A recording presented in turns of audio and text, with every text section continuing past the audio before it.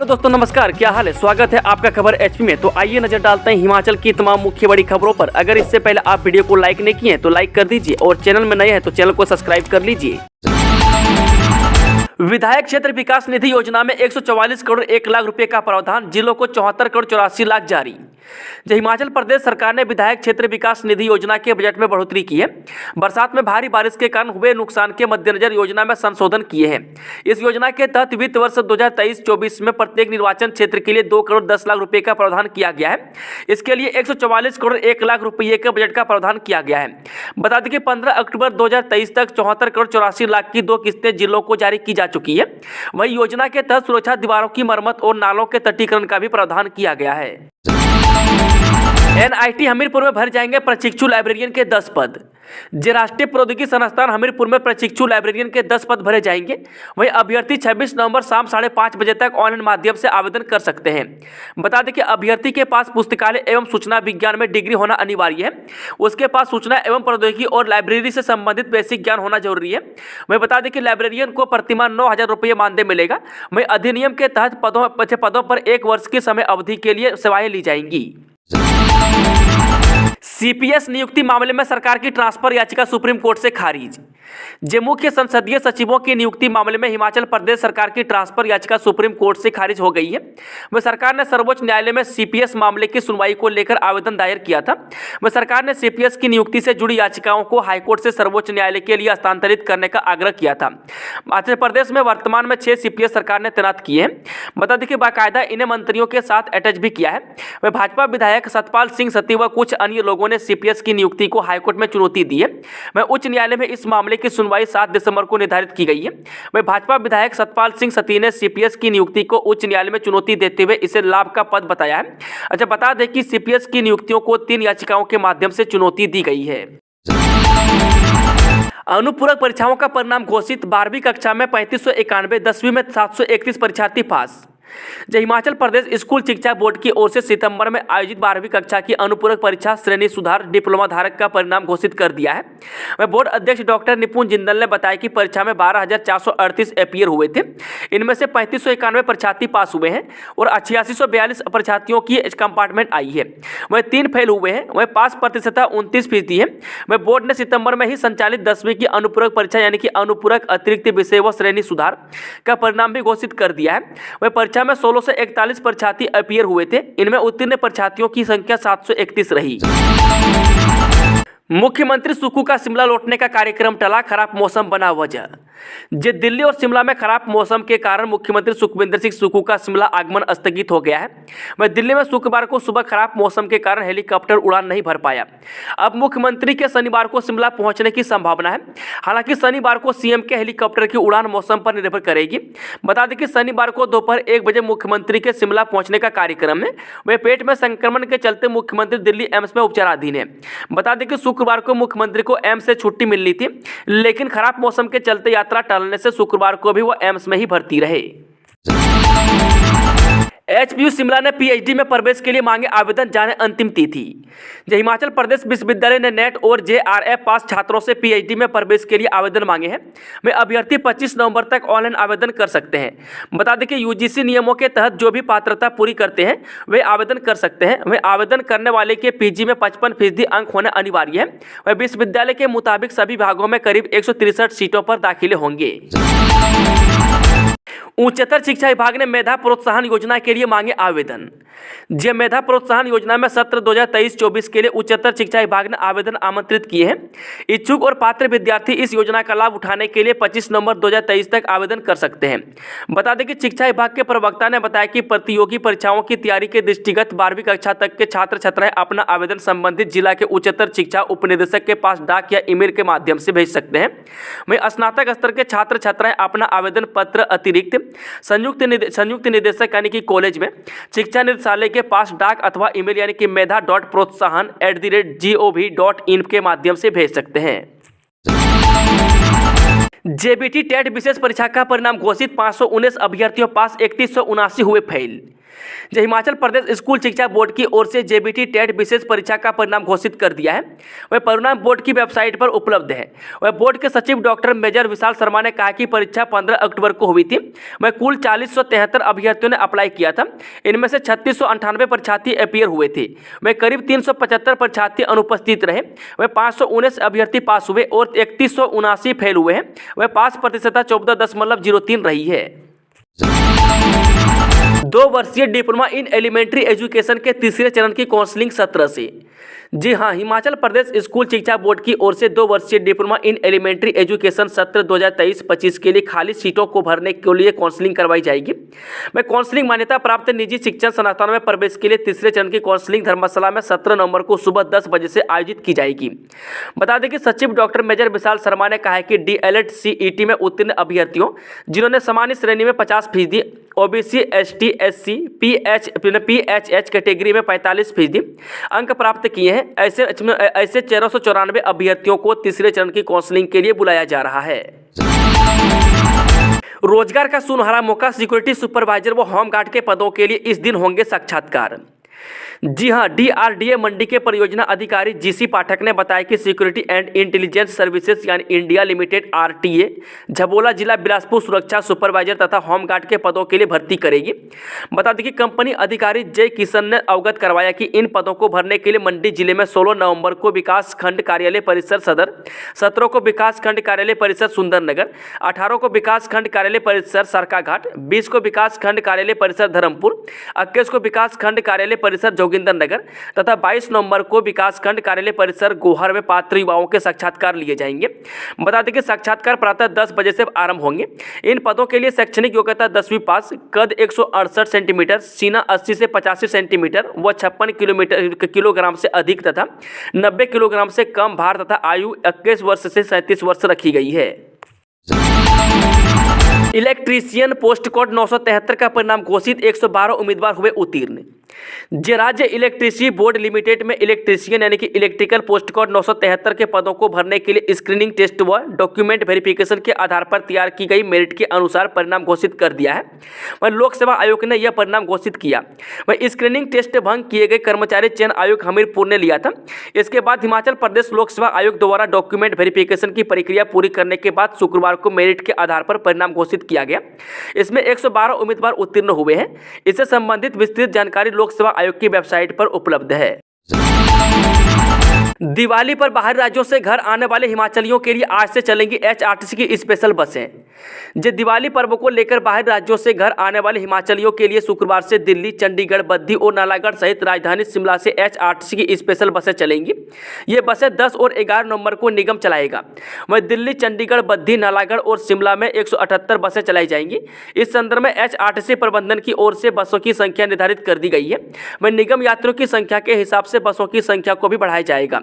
वहीं निगम प्रबंधन ने अतिरिक्त बसों के संचालन के लिए सभी DDM और RM को निर्देश जारी कर दिए हैं। बता दें कि HRTC प्रबंधन की ओर से जारी आदेशों में कहा गया है कि सभी RM दिल्ली, चंडीगढ़ और बद्दी के अड्डा इंचार्ज के संपर्क में रहेंगे ताकि अतिरिक्त बसों की जरूरत पड़ने पर अतिरिक्त बसें मुहैया करवाई जा सके। इसके लिए करीब 75 बसें रिजर्व रखी गई है। इसके अलावा निगम प्रबंधन दिवाली के बाद यात्रियों को उनके कार्यस्थल पर छोड़ने के लिए भी स्पेशल बसें चलाएगा। शिमला में पटाखे जलाने को लेकर गाइडलाइन, नियम तोड़ने पर होगी कार्रवाई।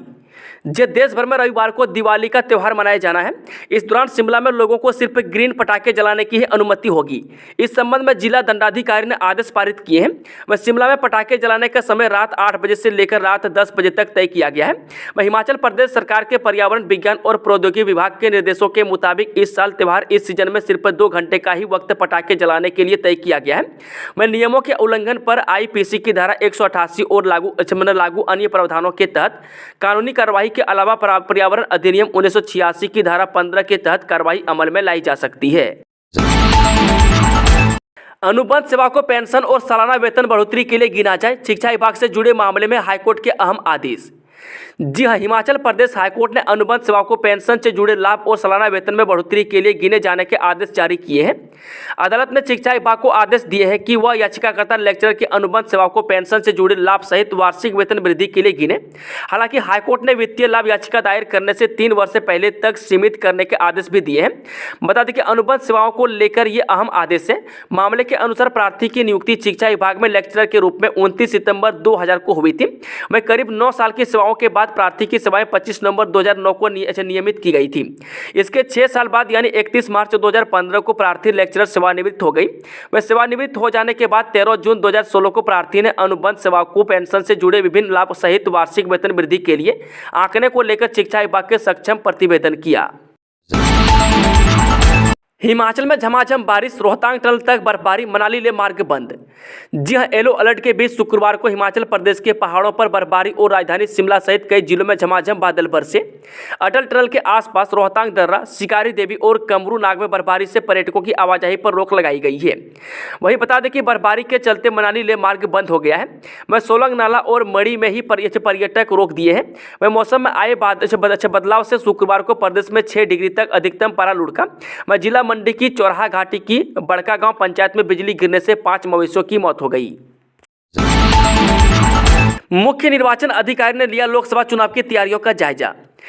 मुख्य निर्वाचन अधिकारी ने जिला निर्वाचन अधिकारी को मतदान के संचालन के लिए गठित टीमों के रवाना करने, मतदान केंद्रों की वेबकास्टिंग के लिए इंटरनेट कनेक्टिविटी उपलब्ध करवाने के लिए पुख्ता तैयारी करने के निर्देश दिए। सेवानिवृत्त सैन्य अधिकारी के घर चोरी, 25 लाख रुपए के गहनों और नकदी पर हाथ साफ। हमीरपुर के नादौन में चोरी का एक बड़ा मामला सामने आया है। शहर के वार्ड नंबर 2 में सेवानिवृत्त सैन्य अधिकारी के घर से करीब 25 लाख रुपए के गहनों और नकदी पर चोरों ने हाथ साफ किया है। वह घटना का पता बुधवार देर शाम को उस समय चला जब करीब 1 हफ्ते बाद परिजन घर लौटे। बता दें कि सेवानिवृत्त कर्नल पीसी कौशल अपनी नौकरी के सिलसिले में जिला कांगड़ा के तहत योल में रह रहे हैं। वह दिवाली मनाने के लिए जब वह वीरवार शाम घर पहुंचे तो देखा कि एक कमरे का सामान पूरी तरह बिखरा हुआ था। वह चोरों ने कमरे के बाहर की एक ग्रिल तोड़कर अंदर रखा सामान चुरा लिया है। जापानी तकनीक से बदलेगा इंडो नॉर्वे ट्राउट फार्म का स्वरूप, बन रहा 50 लाख का प्रोजेक्ट।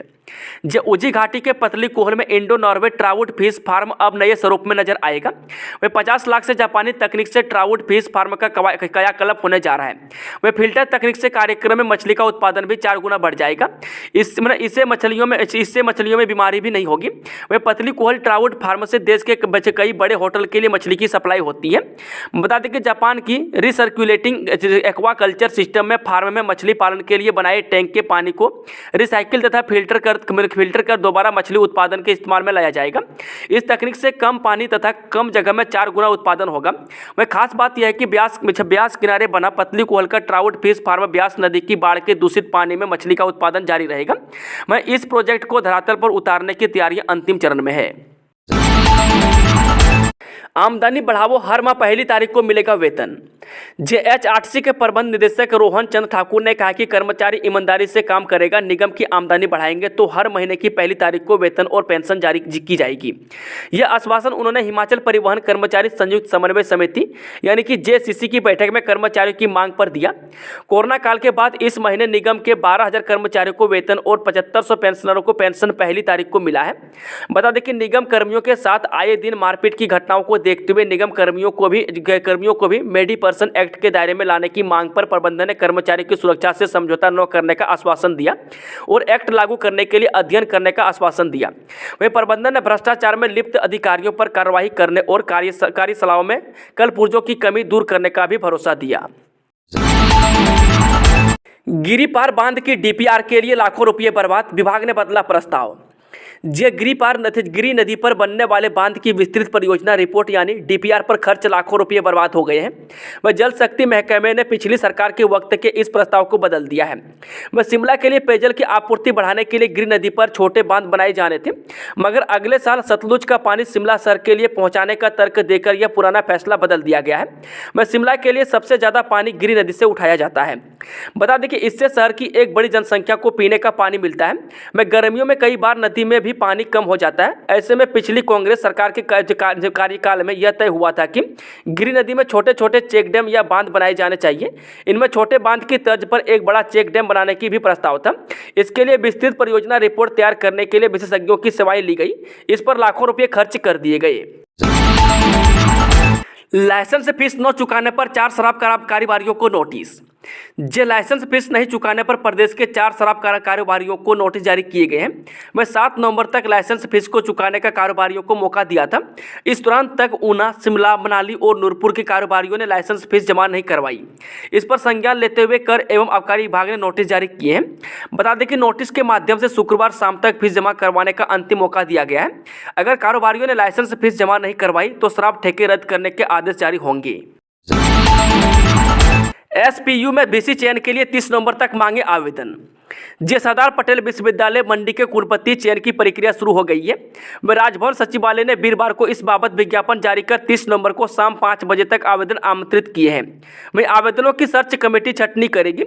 संभावित है कि दिसंबर में एसपीयू को नया कुलपति मिल जाएगा।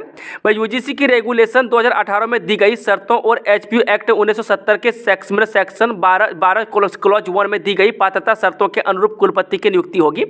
बता दें कि विश्वविद्यालय के कुलाधिपति राज्यपाल के सचिव की ओर से पद के लिए वीरवार को विज्ञापन जारी किया गया। विज्ञापन जारी होने के 21 दिनों के भीतर यानी 30 नवंबर शाम 5 बजे तक पद के लिए राजभवन की वेबसाइट पर ऑनलाइन आवेदन करना होगा।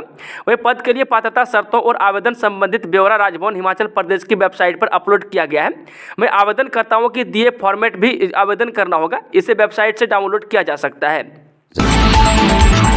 देवी देवताओं की फोटो लगे पटाखे बेचे तो होगी एफआईआर, व्यापार मंडल हुआ सख्त। हिमाचल प्रदेश में देवी देवताओं की फोटो लगे पटाखों की बिक्री करना इस बार विक्रेताओं को महंगा पड़ेगा। प्रदेश व्यापार मंडल ने इस बारे में सख्त रुख अपना लिया है। आस्था को ठेस पहुंचाने वाले पटाखा विक्रेताओं को धारा 295(a) के तहत कार्रवाई का खमियाजा भी भुगतना पड़ सकता है। उनके खिलाफ एफआईआर दर्ज करवाई जाएगी। बता दें कि प्रदेश व्यापार मंडल की ओर से राज्य के सभी व्यापारियों को दिशा निर्देश जारी कर दिए गए हैं। सभी को बताया गया है कि अपने इर्द गिर्द इस प्रकार की पटाखा सामग्री बिक्री होने पर संबंधित दुकानदार और कंपनी के खिलाफ पुलिस के पास शिकायत दर्ज करें। संगठन का मानना है कि बीते वर्षों से ऐसा होने से लगातार धर्म आस्था को ठेस पहुंच रही है। किसी भी धर्म का अपमान न हो, इस पर पैनी नजर रखी जाएगी। हिंदू देवी देवताओं की फोटो लगे पटाखे और आतिशबाजी बाजार में बिक्री के लिए आते हैं। पैकेट्स पर लगे चित्र फिर दूसरे दिन रास्तों पर बिखरे पड़ते हैं। इस पर पटाखा सामग्री बिक्री करने वाले विक्रेताओं पर पैनी नजर रहेगी। बेहतर परिणाम और शिक्षा में नवाचार लाने वाले शिक्षकों की बनेगी सूची। बेहतर परीक्षा परिणाम और शिक्षा में नवाचार लाने वाले शिक्षकों को शिक्षा विभाग चिन्हित करेगा। इन शिक्षकों का दूसरे स्कूलों को भी उत्कृष्ट बनाने के लिए सहयोग लिया जाएगा। शिमला में हुई शिक्षा विभाग की समीक्षा बैठक में शिक्षा सचिव राकेश कंवर ने जिला उपनिदेशकों को इस बाबत निर्देश जारी किए। शिक्षा सचिव की अध्यक्षता में हुई समीक्षा बैठक में फैसला लिया गया कि बेहतरीन कार्य करने वाले शिक्षकों की अलग से सूची बनाई जाएगी। इनको दूसरे स्कूलों में भेजकर शिक्षा के क्षेत्र को मजबूत करने का जिम्मा दिया जाएगा। अपने विषयों में बेहतर परिणाम देने के अलावा विज्ञान और गणित की लैब बनाने, बच्चों को अलग तरीके से पढ़ाने वाले शिक्षकों को तलाशा जाएगा। हिमाचल में दीपावली पर 2 घंटे सिर्फ ग्रीन पटाखे ही जला सकेंगे लोग। हिमाचल प्रदेश में दीपावली की रात 8 से 10 बजे के बीच ही ग्रीन पटाखे जलाए जा सकेंगे। सर्वोच्च न्यायालय के निर्देशों और नेशनल ग्रीन ट्रिब्यूनल (एनजीटी) के आदेशों के बाद सरकार ने यह फैसला लिया है। राज्य प्रदूषण नियंत्रण बोर्ड ने सभी जिलों के उपायुक्तों और पुलिस अधीक्षकों को पत्र लिखकर आदेशों को सख्ती से लागू करवाने के निर्देश दिए हैं। बोर्ड के सदस्य सचिव अनिल जोशी ने बताया कि एनजीटी की ओर से वायु प्रदूषण के लिहाज से अति संवेदनशील शहरों में पटाखों पर प्रतिबंध लगाया है, जबकि मॉडरेट और सामान्य श्रेणी में आने वाले शहरों में सिर्फ ग्रीन पटाखे 2 घंटे चलाने की छूट दी गई है। बता दें कि सर्वोच्च न्यायालय के आदेशों के अनुसार साइलेंस जोन अस्पताल, नर्सिंग होम, प्राथमिक एवं जिला स्वास्थ्य केंद्र, शैक्षणिक संस्थान परिसर के 100 मीटर के दायरे में पटाखे फोड़ने पर पूर्ण पाबंदी है। वायु प्रदूषण निवारण एवं नियंत्रण अधिनियम 1981, ध्वनि प्रदूषण विनियमन और नियंत्रण नियम 2000 और पर्यावरण संरक्षण अधिनियम 1986 के उल्लंघन पर 5 साल कारावास या 1 लाख रुपये जुर्माना हो सकता है। आरोपियों के सगे संबंधियों का रिकॉर्ड खंगालने में जुटी पुलिस। जी हाँ, क्रिप्टो करेंसी ठगी मामले में पुलिस की विशेष टीम यानी कि एसआईटी अब आरोपियों के सगे संबंधियों का रिकॉर्ड खंगालने में जुट गई है। बता दें कि एसआईटी को आशंका है कि आरोपियों ने सगे संबंधियों के नाम पर भी प्लॉट और फ्लैट खरीदे हो सकते हैं। इसके अलावा इनके बैंक खातों को भी जाँच की जा रही है। बता दें कि एसआईटी बैंक और राजस्व विभाग के अधिकारियों के संपर्क में है। वह अब तक मामले में 19 आरोपियों की गिरफ्तारी की जा चुकी है। वहीं पुलिस को मिली निवेशकों और एजेंटों की आईडी से पता चला है कि सरकारी विभागों, बोर्डों और निगमों में कार्यरत 5,000 कर्मचारियों ने क्रिप्टो करेंसी में निवेश किया है। वह कुछ कर्मचारियों ने तो रातों रात अमीर बनने के लिए अपनी नौकरी तक छोड़ दी और पूरी तरह से इसी काम में जुट गए। प्रिंटेड लिफाफों में जलेबी पकोड़े खाने से हो सकती है कई गंभीर बीमारियां, जाने पूरा मामला। अगर कैंसर जैसी गंभीर बीमारियों से बचना है तो खाद्य पदार्थ डालने के लिए प्रिंटेड कागजी लिफाफों के इस्तेमाल से बचें, वरना इन कागजों में इस्तेमाल होने वाली स्याही आपके लिए घातक साबित हो सकती है। अगर खुद और परिवार को सुरक्षित और स्वस्थ रखना चाहते हैं तो प्रिंटेड कागजी लिफाफों में न तो खाद्य पदार्थ यानी कि जलेबी पकौड़े डालें और न ही इसे नैपकिन की तरह इस्तेमाल करें। इसके अलावा अगर कोई मिठाई वाला आपको प्रिंटेड कागज के लिफाफे में जलेबी या पकौड़े आदि डालकर देता है तो उसे लेने से मना कर दें। वे प्रिंटेड कागजी लिफाफों में इस्तेमाल होने वाली स्याही में कई प्रकार के केमिकल होते हैं। इसके इस्तेमाल से कैंसर जैसी कई गंभीर बीमारियां हो सकती है। उमा आजाद व नितिन आजाद ने सेशन कोर्ट में दायर की चौथी बार जमानत अर्जी, दिया स्वास्थ्य का हवाला। पेपर लीक मामले में आयोग से निलंबित वरिष्ठ सहायक उमा आजाद व उसके बेटे नितिन आजाद ने सेशन कोर्ट हमीरपुर में जमानत के लिए अर्जी दायर की है। इससे पहले भी उमा आजाद व बेटे नितिन आजाद ने जमानत खारिज कर 4 बार खारिज कर दी थी। वही बता दें कि जेई सिविल पोस्ट कोड 970 के तहत उमा आजाद सहित 4 आरोपितों ने पुलिस रिमांड पर लिया गया था। उसके बाद न्यायालय से अब वह न्यायिक हिरासत में चल रहे हैं। वे बेटे निखिल आजाद को पहले ही कोर्ट से जमानत मिल चुकी है। चाटी में नशे की ओवरडोज से युवक की मौत। पुलिस थाना ब्रो के तहत चाटी में नशे की ओवरडोज से एक युवक की मौत हो गई। वह पुलिस ने शव को कब्जे में लेकर इसका पोस्टमार्टम करवाने के बाद परिजनों को सौंप दिया है। वह पुलिस के अनुसार यह युवक शिमला में रहता था, परंतु पिछले कुछ दिनों से चाटी में रह रहा था। वह औंध मुंह गिरा हुआ था। जब उसे अस्पताल लाए गए तो चिकित्सकों ने उसे मृत घोषित कर दिया। वही परिजनों ने पुलिस को बताया कि यह युवक चिट्टे का आदी था तथा इसे परिजनों ने पहले नशा मुक्ति केंद्र में भी रखा था। वह युवक के शरीर पर किसी तरह की चोट आदि का निशान नहीं पाए गए। वह बता एसपी साक्षी वर्मा ने घटना की पुष्टि की है। निशांत शर्मा की गुहार, मुझे डीजीपी से बचाया, हाईकोर्ट ने गृह सचिव को भेजा नोटिस। पालमपुर के कारोबारी निशांत कुमार शर्मा ने राज्य के डीजीपी संजय कुंडू से जान पर खतरा बताकर हाईकोर्ट से अपने और अपने परिवार की सुरक्षा सुनिश्चित करने की गुहार लगाई है। इस पर हिमाचल प्रदेश हाईकोर्ट ने संज्ञान लेते हुए एसपी शिमला और एसपी कांगड़ा से स्टेटस रिपोर्ट तलब की है। बता दें कि मुख्य न्यायाधीश की अध्यक्षता वाली खंडपीठ ने गृह सचिव को भी मामले में नोटिस जारी किया है। वह मामले पर सुनवाई 16 नवंबर को निर्धारित की गई है। वह निशांत कुमार शर्मा ने 28 अक्टूबर 2023 को हाईकोर्ट को ईमेल के माध्यम से अपने और अपने परिवार की जान को खतरे की बात लिखी है। वह प्रार्थी ने लिखा है कि वह चिंतित और भयभीत है कि उन्हें या तो पुलिस प्रमुख संजय कुंडू द्वारा मार दिया जाएगा या गंभीर रूप से डराया धमकाया जाएगा। अनुबंध की नौकरी में भी मिलेगा पेंशन और इंक्रीमेंट का लाभ। हिमाचल प्रदेश हाईकोर्ट ने शुक्रवार को एक अहम फैसले में अनुबंध के आधार पर नौकरी करने वालों को भी पेंशन और इंक्रीमेंट का लाभ देने के आदेश दिए हैं। अदालत ने शिक्षा विभाग को आदेश दिए हैं कि वह याचिकाकर्ता लेक्चरर की अनुबंध सेवा को पेंशन से जुड़े लाभ सहित वार्षिक वेतन वृद्धि के लिए गिने। हालांकि हाईकोर्ट ने वित्तीय लाभ याचिका दायर करने से 3 वर्ष से पहले तक सीमित करने के आदेश भी दिए हैं। वह अनुबंध सेवाओं को लेकर ये अहम आदेश है। रेलवे में खेल कोटे से बम्पर भर्ती, बिना पर्चा होगी भर्ती, आवेदन शुरू। भारतीय रेलवे में खेल कोटे ने बम्पर भर्ती का विज्ञापन निकाला है। वह रेलवे रिक्रूटमेंट सेल की तरफ से वेस्टर्न रेलवे के लिए भर्ती का नोटिफिकेशन जारी हुआ है। ये भर्तियां खेल कोटे के तहत की जाएंगी, जिसके लिए RRCWR ने 10वीं पास उम्मीदवारों से आवेदन आमंत्रित किए हैं। इस भर्ती के लिए ऑनलाइन आवेदन शुक्रवार 10 नवंबर से शुरू कर दिए गए हैं। वहीं RRCWR रेलवे भर्ती 2023 के लिए ऑनलाइन आवेदन फॉर्म 9 दिसंबर तक भरे जाएंगे। बता दें कि रेलवे रिक्रूटमेंट सेल की तरफ से जारी किए गए वेस्टर्न रेलवे भर्ती नोटिफिकेशन ग्रुप कोड के पदों के लिए जारी किया गया है। चलिए वो चलते हैं आज की आखिरी खबर। तिलक लगाने का कब है शुभ मुहूर्त, क्यों मनाया जाता है भैया दूज, यमराज से क्या है कनेक्शन। जे भैया दूज का पर्व भाई बहन के प्रेम का प्रतीक है। हर साल कार्तिक माह के शुक्ल पक्ष की द्वितीय तिथि को भैया दूज का पर्व मनाते हैं। यह पर्व दिवाली से दूसरी तिथि को मनाते हैं। यह दिवाली का भैया दूज है। इस दिन भाई अपनी बहन के घर जाता है और वहां पर बहन अपने भाई का आदर सत्कार करती है और तिलक लगाती है। उसके बाद भोजन कराकर उसकी खुशहाली के लिए प्रार्थना करती है। वह बदले में भाई अपने बहन को उपहार देते हैं। वह ज्योतिष क्षेत्र में अंतर्राष्ट्रीय स्तर पर ख्याति प्राप्त कर चुके जवाली के ज्योतिषी पंडित विपिन शर्मा ने बताया कि भैया दूज पर्व का मुहूर्त 14 नवंबर से शुरू होकर 15 नवंबर तक जारी रहेगा। वह भैया दूज का समय दोपहर 1:10 पर शुरू होगा और दोपहर 3:19 पर समाप्त होगा। दोस्तों, आज की खबरों का सिलसिला समाप्त होता है। अगर जानकारी पसंद आई तो वीडियो को लाइक, शेयर, चैनल को सब्सक्राइब जरूर करें और कमेंट बॉक्स में कमेंट करके बताएं कि आप न्यूज़ को किस जिले पंचायत से देख रहे हैं। Thank you, all the best, जय हिंद, जय हिमाचल।